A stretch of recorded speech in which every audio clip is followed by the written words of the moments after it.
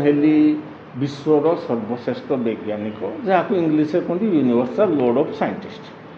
ता अर्थ है मो स्तर आज पर्यंत वैज्ञानिक विश्व जन्म हो ना कि भविष्य में जन्म हबार आशा कम।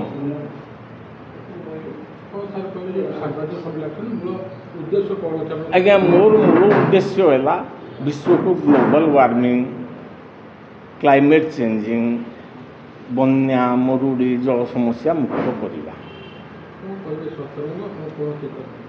आज्ञा मु समस्यार मूल कारण पथर पानीर समस्यार समाधान हो गले सबू समस्यार समाधान हो। तेणुक सर्वप्रथमे आमको पानीर समस्या शेष करने पड़ो विश्व से प्रोजेक्ट प्रपोजाल देती जहाद्वारा भारतर 145 कोटी नागरिक विशुद्ध पानीय जल और 100 भाग जलसेचन पानी पाइबे प्लस आमर इंडस्ट्री को जहाँ पानी दरकार से सरकारी भाव में जोगा जापर।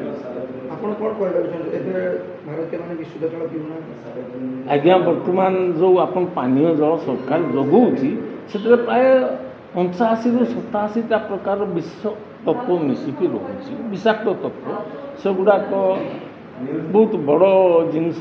तेणुक से गुड़ाक पानी रे न रहा दरकार से आज्ञा बहुत कम बयस भी लोक मृत्यु घटुची। यही पानी पीवा योग्य नुहे कौन सी मत कौन सी दुनिया से पानीटा व्यवहार पाई पूरा विश्वटी जाकर पीवा पाई माटी तल पानी व्यवहार करा जाए नहीं।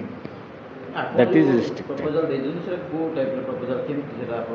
पानी आपणकर जहाँ दरकार मुझे जनई जे आम मयूरभंज को 0.3 km क्यूबिक पानी दरकार उड़ीसा को 8 km क्यूबिक पानी दरकार भारत को 270 km क्यूबिक घन किलोमीटर पानी दरकार। से पानी आमे केमिति स्टोर करवा और सेटा केमिति लोक पहुँचेब तार संपूर्ण व्यवस्था। आज्ञा भगवान जो पानी दियंती सेटा हूँ दुनियार सबुठ भल पानी से कौन सी प्रकार विष तत्व न थाए से पानीटा जो माटी भीतर को जाए से समय जो माटी रे जो विषाक्त तत्व अच्छी आमर जो एलिमेंट्स अच्छी से मिशंती ता पानी भितर एवं से आस्ते आस्ते मिसी मिसी जो तलू जीव अधिका से अधिका विषाक्त तत्व मिसी मिसी जीव। हाँ पूरा पूरी शुद्ध नई पानी पोखरी पानी आज्ञा से आमको अटकैवा पड़े से रोकवा पड़े से भगवान दौनी say that is man made.